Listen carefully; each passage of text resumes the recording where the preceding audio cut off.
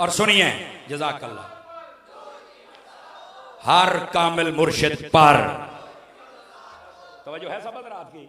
ये नारा भी तो खटमल मार है ना, छोटा खटमल हो या बड़ा हो, जहां भी बैठा हो ना वो इस नारे से मर जाता। उसे बड़ा जोर लगाना पड़ता है कि ये कुरानी नारा नहीं है। तो मैं जिन्हों कुरान आउंदा ही नहीं, उस जाहिले मुतलक बल्कि अतलक तफसील कर लेते हैं। उसे क्या पता है कि इसमें यह नारा कुरानी है। वकुल्लम वअदल्लाहुल हुस्ना का तर्जमा कौन सुना है? गिरामी कदर हजरात, खुदा के लिए ये मसाइल भी समझने की। अब ये नारा लगा ही दिया तो मैं एक बात बता दूं। अब ये कई मुझे पता नहीं कहना चाहिए कि नहीं कहना चाहिए, कीड़े मकोड़े हैं जो चाहते हैं कि दावत इस्लामी या दावत इस्लामी के अमीर पर भी कोई बोहतानबाजी की जाए। यहां से भी कुछ लोगों ने किया है।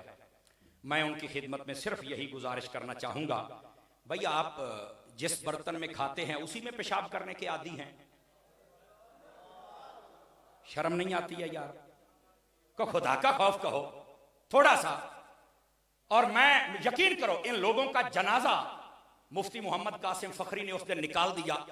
वो पहुंचे ना जब सिंध की पार्लियामेंट के अंदर सूबाई असम्बली में, तो वहां जाकर उन्होंने हजरत शेखुल हदीस अमीरुल मुजाहिदीन रहमतुल्लाह ताला अलैह आपका भी जिक्र किया और आपकी खिदमत का जिक्र किया और आपको खिराज अकीदत पेश किया और आपकी दुआ के लिए कहा। और साथ ही साथ तहरीके लब्बैक पाकिस्तान के मुंतखब नुमाइंदे ने निगराने शूरा की खाला फौतोई नाम लेकर दुआ का कहा। मैंने कहा ये है हमारे। और भौंकने वालों तुम किधर से आए हो बताओ तो सही ना यार। तुम वैसे ही लड़ाइयां डलवाते हो, शर्म नहीं आती है? मसलक के पहले टुकड़े हुए पड़े हैं और तुम फिर ऊपर से आग के गोले बरसा रहे हो।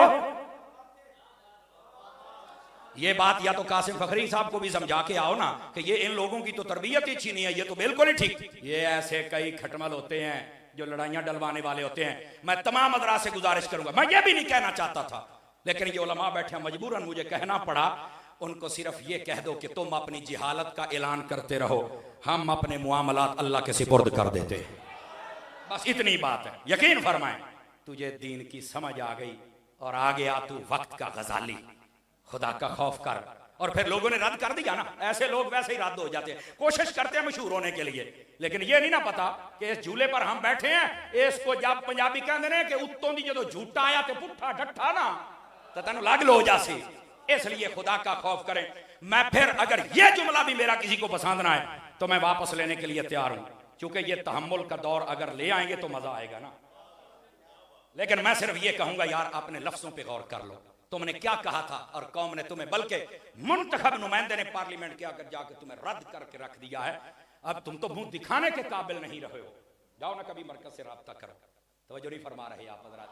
तो ये ऐसे लोग होते हैं, कई लोग होते हैं बाबा जो फसाद की जड़ नहीं होते बल्कि मुकम्मल दरख्त होते हैं। आप तवज्जो नहीं फरमा रहे मैं क्या कह रहा हूं। तो ऐसों से बचने की। और सुनो, इधर देखो, सुनो, ऐ देखो मैं हाथ जोड़ के कहता पे सूफिया कहते हैं ओए तोड़ने वाले ना बनना, जोड़ने वाले बनना। क्यों? फरमाया तोड़ने वालों के डेरे उजड़ जाते हैं, जोड़ने वालों की कब्रों पर भी डेरे लगे रहते हैं। तोड़ने वाले ना बनो, खुदा के लिए जोड़ने वाले बनो। इस वास्ते थोड़ा सा मेहरबानी करो यार आले सुन्नत पर। मेरे दोस्तों, मेरे भाइयों, ये बात आ गई तो मैंने कहा चलो ये बात का भी इजहार कर दूं। मैं जो अगली बात कहना चाहता हूं, फिर कई बंदे गए जिन्होंने जाके कहा हम भी आए हैं। अब ये आप किधर आए? हम तकड़ी वाले हैं। तकड़ी समझते हैं? तराजू वाले। मैंने कहा किधर? ये अब आपका तराजू ने काम किया, पहले कभी नहीं किया था। हजरात उलमा तो मेरी बात समझ रहे हैं ना, आप अवाम उन्नास वाले भी तवज्जो फरमाए ना। और मुस्तफ़ा जाने रहमत पढ़ा जा रहा है। इधर देखो, कभी हाथ बांध लेते हैं, कभी खोल लेते हैं, कभी बांध लेते हैं, कभी खोल लेते हैं। बांधते इसलिए कि वीडियो बन रही है, लोग क्या कहें इतना बेअदब है। खोलते इसलिए कहीं शिर्क का फतवा ना लग जाए। तो मैंने कहा दो बेड़ियों में तुम्हारा पहले ही कदम है, कैसे सिरे लगोगे? हाँ, उन्हें जाना उन्हें माना, ना रखा खैर से काम, लिल्लाहिल हम्द, मैं दुनिया से मुसलमान गया। तो बात समझ आई है? कोई नहीं आई?